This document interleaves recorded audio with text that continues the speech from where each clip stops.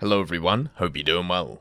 It's time to start a new series of videos looking into new nations that can be added to War Thunder and how I would personally add them. The reason why we're going to do these videos is because pretty much every day / every week there is always kind of people coming along and going, how would you add this? Or can we see this in the game? It happens every day when it comes to the stream stuff, and also is always on the front of many people's minds to see more and more things. So I thought what I would do is I would look at my own personal thoughts and put them on the table about how you would add specific nations. We're going to start off with Turkey, because Turkey is one of those which has a lot of really cool and interesting vehicles, but also at the same time doesn't really fit the mold as a standard nation, as an independent one for War Thunder, because of the issues with its tech tree as a whole.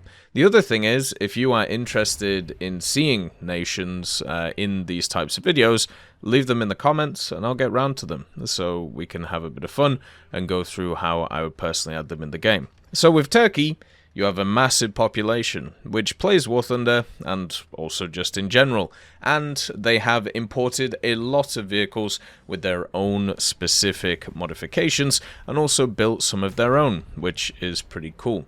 We'll go through some of them in this video, but how would I add them to the game? Well, there is a few ways to have a look at this. First of all, Turkey has imported a ton of equipment from America. They've also imported a ton of equipment from Germany as well, if you have a look at the vast majority of their stuff.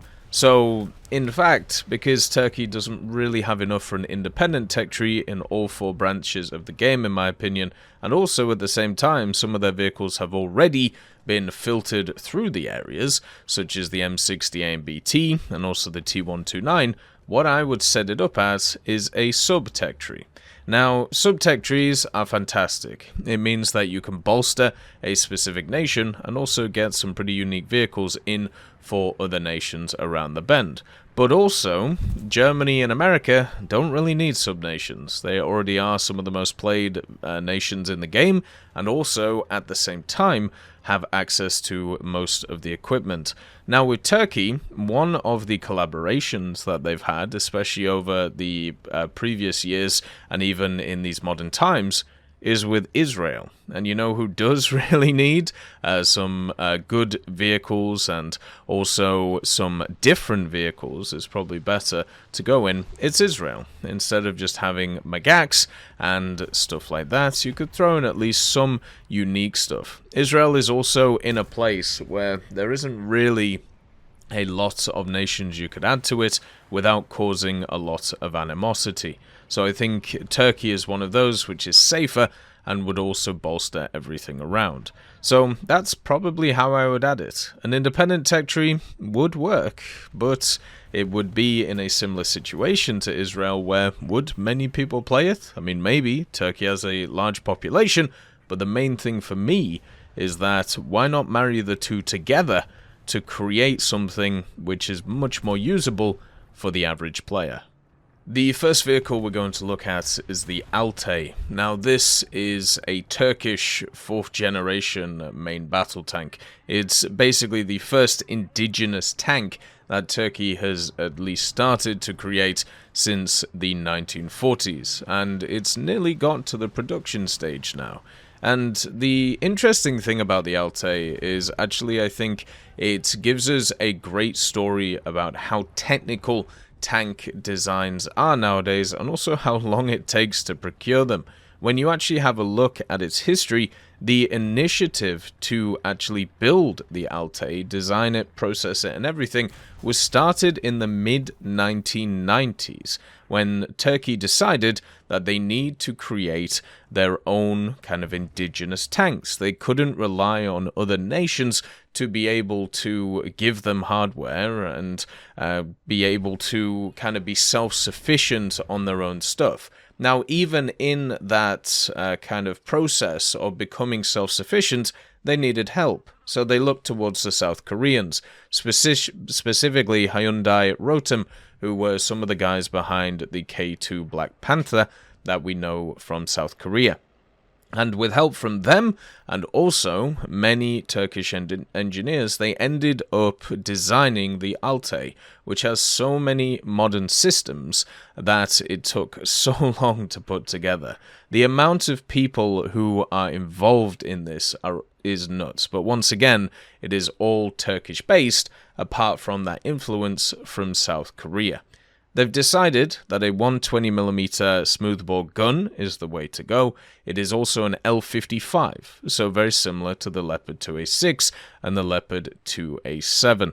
It has a lot of modern features on this vehicle, especially when it comes to its crew survivability and also its general mobility, even though this vehicle isn't in mass production yet. There have been a bunch of prototypes that they've made and even some planned variants that will, I'm sure, come in the future. But this vehicle at this point is 30 years in development and it's expected to be in service by 2025, with full-scale production starting pretty soon in the future. The vehicle itself also has some of the most modern armor that you would find, some composite armor, which is modified based on the Korean special armor plate that they use on the K2. It also has an active protection system in the form of the Aslan to keep it going, and at the same time it has a remote-controlled weapon station on the top with a 50 cal. It has a standard 1500 horsepower engine,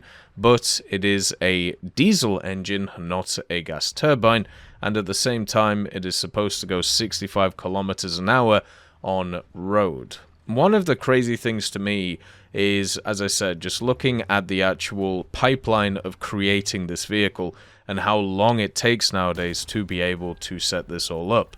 Turkey have ordered 250 of these, specifically the T2 variant, which is the improved variant over the standard prototype, and then Qatar have also ordered some, so we'll have to see how that goes. But the vehicle itself is still waiting to hit large-scale production.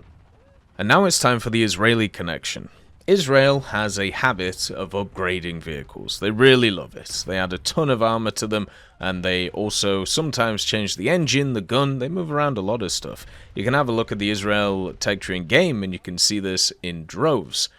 One of the vehicles that was modified was, of course, the Magak series, which is the M60s and the M48s, and you have the Magak 7C, which I actually believe we have in-game, which has a bunch of additional armor on the hull and also the turret. And the interesting thing about the Magak 7C is that wasn't the last upgrade that standard M60 actually got. Instead, you have the Sabras. Now, the Sabras are a modernization program on top of the Magak 7C. So the first thing that they wanted to do, incorporate a 120mm gun instead of the standard 105s that are on most M60s, add more applique armor to it, and also a new fire control system for that gun itself. And the Israelis were able to do it. They once again upgraded another vehicle from an M60 to keep it going in the early 2000s. And guess what? The Turkish got interested. They liked what the Sabra looked like, and since Turkey was part of NATO, they had access to a bunch of M60A1s and a bunch of M60A3s that they wanted upgraded too. Here comes the Sabra Mark II, or as Turkey knows it, the M60T. The M60T is a upgraded version of the Sabra Mark I. They added a bunch of different stuff to it to try and make it more fit for Turkish service, such as adding, a 50 cal to it to the top, and also adding a thermal sight for the commander. And the main thing, which would actually make it a bit more fun to play in the game, is they upgraded its engine. The engine itself, instead of having just the standard 900 horsepower one that the Mark I had, it had a 1000 horsepower diesel engine in it and also a new transmission, so it would be able to move around the place a little bit better. So this would not just be an upgraded gun M60, it would also have upgraded mobility, which is the main issue with these types of vehicles. Another set of vehicles that Turkey uses is, of course, the Leopard series from Germany. Now, Germany gave, or I suppose exported, 2A4s to Turkey, and also standard Leopard 1s, both with their slight different upgrades compared to what you'll see in the German armed forces. The Leopard 1s are known as the Leopard 1T, and the major difference between them and the standard Leopards you'll know is the fire control system is different. So basically it uses a indigenous fire control system from Turkey, which improves its, I suppose, time to hit. Then, with the Leopard 2A4, you have the TR. The TR is another modernization of the 2A4, and the general idea is just to make it a bit more mobile, with a better transmission, also to give it more armor in the form of explosive reactive armor panels, and also improve its fire control system, which is pretty much most upgrades of old vehicles that we know. The last vehicle is the FNSS ACV-15. This vehicle is a upgraded version of, I suppose, what you would class as the M113A1, which Turkey used in droves. This is technically an indigenous vehicle to Turkey, but also at the same time is one which was based off a foreign platform. It is an absolute monstrosity of a vehicle. It has a 25mm sharpshooter turret on it, but there was different variants with different types. You had actually one which was fitted with a mortar, and one which was also fitted with a tow missile, so it would be very similar to what you've seen in other places. Technically, there was also another one which was built, which had a 120mm recoiling mortar on it, which I like, but generally didn't see any use. I don't think it even entered kind of production. There was a bunch of these built, 3,000 of them, since they were based on a platform that Turkey had a lot of, and also at the same time they wanted to make it amphibious so they could motor it around. The vehicle itself uses a 300 horsepower diesel engine. Turkey really do love their diesel engines, and also has so many different variants you could create a whole line of them, and they would all at least have their little place. Turkey does have a bunch of vehicles. The only question is, where do you fit them in? And at least, when it comes to my bet, I'd probably say Israel. Let's give it a go. As always, I hope you have a wonderful day, and I'll see you next time. I'd just like to thank Tullio Pontecorvo, Brendan Quinn, Carrion Crow, Gus Irenicus, Pieman, Wartinder, Teddy, Daniel Stanton, Martinez, B. Young, Alan Hacker, Ozzy Panzer, Liam Shear, Opium Prime, Lafouche, Cam Arslan, Uncle Bean, and Derek R. for supporting the channel.